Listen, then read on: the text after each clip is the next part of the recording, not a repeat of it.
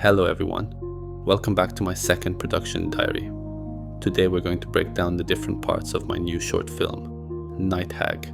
So, let's jump in. Just like my last short, The Abbey in the Oakwood, this one started with a painting, The Nightmare, by the Swiss artist Henry Fuseli.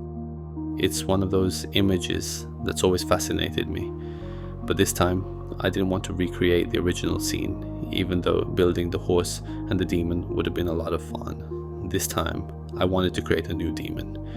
Maybe you've never felt that kind of oppression, that moment where you're trapped inside a dream, fully aware but unable to move, unable to escape. But I'm sure you've had a nightmare that felt like it had no exit, like something was coming, and you couldn't stop it. That's where Maere comes in, trapping the viewer in a loop they can't break. You wake up in a dark room, your feet are soaked in water, and the only light comes from a thin opening in the wall. You step closer, and that's when you see her. At first she looks like a statue, but not for long.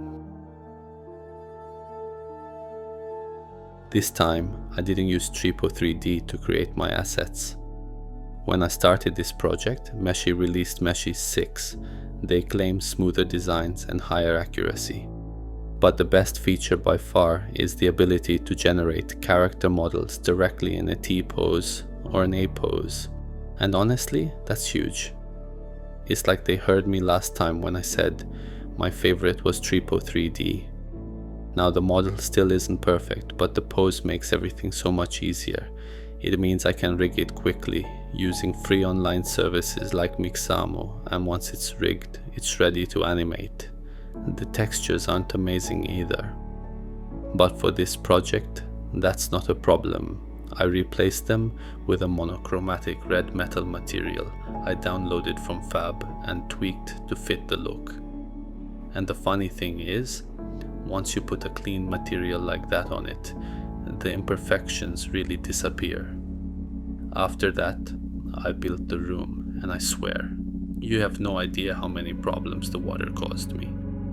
I wanted the character to interact with it, and I had a bunch of other ideas too. Most of them I was able to pull off.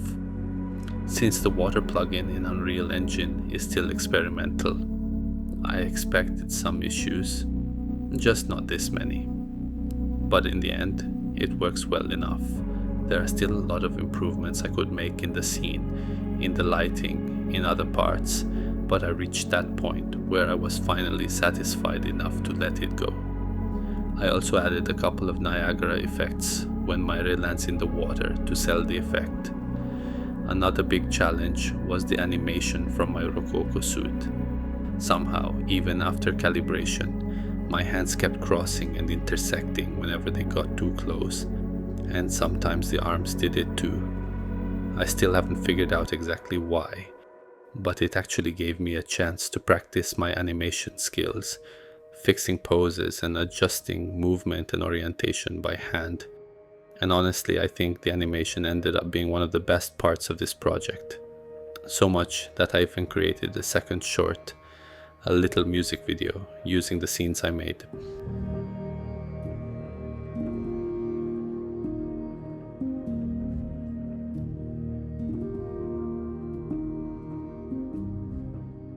I finished everything in Adobe Premiere Pro, just a bit of color adjustment, some grain, which always helps sell style and realism, and then the sound effects. Could the sound design be pushed further? Definitely. But I think it works well enough for most people, and honestly, the sound is doing a lot of the heavy lifting here. It's what sells the tension, especially in the moment where the viewer gets pulled under the water. Before releasing it, I showed the short to one of my closest friends, and he's not a horror guy, total scaredy cat, and he told me he actually felt real discomfort during the dragged under part. That's a win for me. Creating custom Foley takes a lot of time, and thankfully, we have platforms like Envato and Artlist that make it way easier to find solid effects fast. My wife was actually surprised when she found out there are people who record sound effects at home. And that's literally their job, even for big productions. Now before we wrap this up, I'm gonna show you the final result one more time, in case you haven't seen it yet on my channel. But after that, I want to ask you, what would you like to see? I've been thinking about making a dark Batman animation short, still gothic and moody, but with more action this time. So, let me know in the comment section who you think Queen will be taking to the premiere of her new movie. And if you're enjoying these breakdowns, tell me, because I'd love to make them longer and go even deeper into the details. It's what you enjoy, and that's your life, and I'm not that guy anymore. Alright, see you on the other side, and enjoy the world I created.